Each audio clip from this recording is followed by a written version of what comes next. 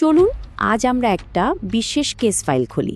এই ফাইলে এমন একটা নিরাপত্তা লঙ্ঘনের কথা আছে যা মার্কিন যুক্তরাষ্ট্রের ক্ষমতার একদম কেন্দ্রবিন্দুকে কাঁপিয়ে দিয়েছিল। আমরা এর সাথে প্রতিটি প্রমাণ, প্রতিটি মুহূর্ত ধরে বিশ্লেষণ করব, বোঝার চেষ্টা করব ঠিক কিভাবে এমন একটা ঘটনা ঘটল আর এর পেছনের আসল রহস্যটাই বা কী। শুধু এই দুটো শব্দ, গুলি চলেছে, গুলি চলেছে, এটাই ছিল প্রথম সতর্কবার্তা। বিশৃঙ্খলার একদম মাঝখান থেকে আসা একটা চিৎকার। ভাবুন একবার, এই একটা বাক্যই কিন্তু একটা জমকালো সন্ধ্যাকে চোখের পলকে আতঙ্কের রাতে পাল্টে দিয়েছিল। চলুন আমরা ঠিক সেই রাতের ঘটনায় ফিরে যাই। যে কোনো তদন্তের প্রথম ধাপই হল ঘটনাস্থল বা ক্রাইম সিনটা বোঝা।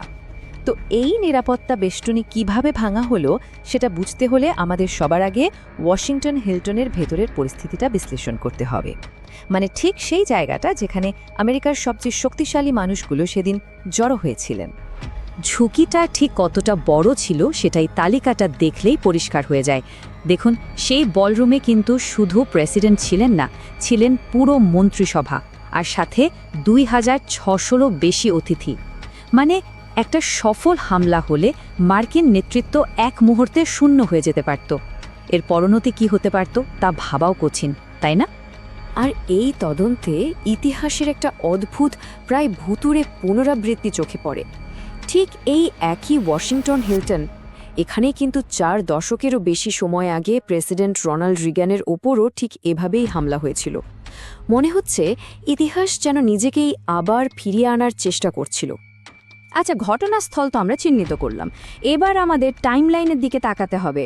ঠিক কোন মুহূর্তে কিভাবে এই হামলাটা চালানো হলো। মনে রাখবেন, তদন্তের এই পর্যায়ে কিন্তু প্রত্যেকটা সেকেন্ড খুব গুরুত্বপূর্ণ। একবার দেখুন কত দ্রুত পরিস্থিতি হাতের বাইরে চলে গেল। মাত্র 5টা মিনিট, শুধু 5 মিনিটের মধ্যে একটা নিশ্ছিদ্র নিরাপত্তার অনুষ্ঠান একেবারে বন্দুকযুদ্ধের ময়দানে পরিণত হলো। হ্যাঁ, সিক্রেট সার্ভিসের দ্রুত পদক্ষেপে হয়তো একটা বড় বিপর্যয় এড়ানো গেছে, কিন্তু ততক্ষণে যা ঘটার তা তো ঘটেই গেছে। আর যারা বলরুমের ভেতরে আটকা পড়েছিলেন তাদের জন্য এটা ছিল শুধুই আতঙ্ক আর চূড়ান্ত বিভ্রান্তি। এই প্রত্যক্ষদর্শীর কথাটা শুনুন। এ থেকে পরিষ্কার বোঝা যায় তারা আসলে জানতেনই না কি ঘটছে, শুধু এটুকু বুঝতে পারছিলেন যে তারা মারাত্মক বিপদে পড়েছেন। একদিকে যখন এই চরম আতঙ্ক আর বিশৃঙ্খলা চলছে, ঠিক তার বিপরীতে প্রেসিডেন্ট ট্রাম্পের এই মন্তব্যটা কিন্তু একটা বেশ অদ্ভুত ছবি তুলে ধরে, তাই না? মানে চারদিকে যখন চরম বিশৃঙ্খলা, তখন তিনি সংকটের মুহূর্তে ঐক্যের কথা বলছেন। এটা যেন পরিস্থিতিকে আরও একটু জটিল করে তুলছে। তো এবার তদন্তের মোড় ঘুরছে হামলাকারীর দিকে। কে এই লোক, তার উদ্দেশ্যই বা কী ছিল? চলুন তার ফাইলটা এবার খোলা যাক। আর এখানে এই কেসটা সবচেয়ে বিভ্রান্তিকর মোড় নেয়। দেখুন একবার, একজন ক্যালটেক গ্র্যাজুয়েট, কম্পিউটার সায়েন্সে মাস্টার্স ডিগ্রি, এমনকি নাসার প্রাক্তন রিসার্চ ফেলো, এই প্রোফাইল তো একজন উদ্ভাবকের, কোনো হামলাকারীর হতেই পারে না। তাহলে আসল প্রশ্নটা হলো, এমন একজন মেধাবী, উচ্চশিক্ষিত লোক কেন এমন একটা সহিংস কাজ করতে গেল?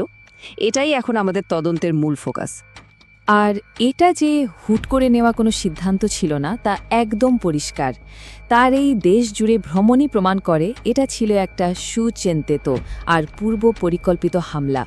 প্রত্যেকটা পদক্ষেপ, প্রত্যেকটা স্টেশন সবই ছিল তার চূড়ান্ত লক্ষ্যের দিকে এগিয়ে যাওয়া। তো তার এই লম্বা পূর্ব পরিকল্পিত যাত্রার শেষে সে ঘটনাস্থলে কি রেখে গেল? এবার আমরা ফরেনসিক প্রমাণের দিকে নজর দেব। মানে ঘটনাস্থল থেকে পাওয়া আলামতগুলো দেখব, যা আমাদের হামলাকারীর উদ্দেশ্য সম্পর্কে আরও পরিষ্কার ধারণা দেবে। শুধু দেখুন তার কাছে কি কি মারাত্মক অস্ত্র ছিল। একটা শটগান, একটা সেমি অটোমেটিক পিস্তল আর সাথে বেশ কয়েকটা ছুরি। ভাবা যায় এই সব কিছু সে একটা হাই সিকিউরিটি জোনের ভেতরে নিয়ে আসতে পেরেছিল। সুতরাং সবচেয়ে বড় প্রশ্নটা কিন্তু এখানেই, কিভাবে? এত গোলাগুলির মধ্যে ভাগ্যক্রমে মাত্র একজন সিক্রেট সার্ভিস অফিসার আহত হয়েছিলেন, আর তার বুলেট প্রুফ ভেস্টেই তার জীবনটা বাঁচিয়ে দেয়। এটা একদিকে যেমন সিক্রেট সার্ভিসের সাহসিকতার প্রমাণ দেয়, তেমনি আমাদের এটাও মনে করিয়ে দেয় যে পরিস্থিতির চেয়ে কতটা ভয়াবহ হতে পারত।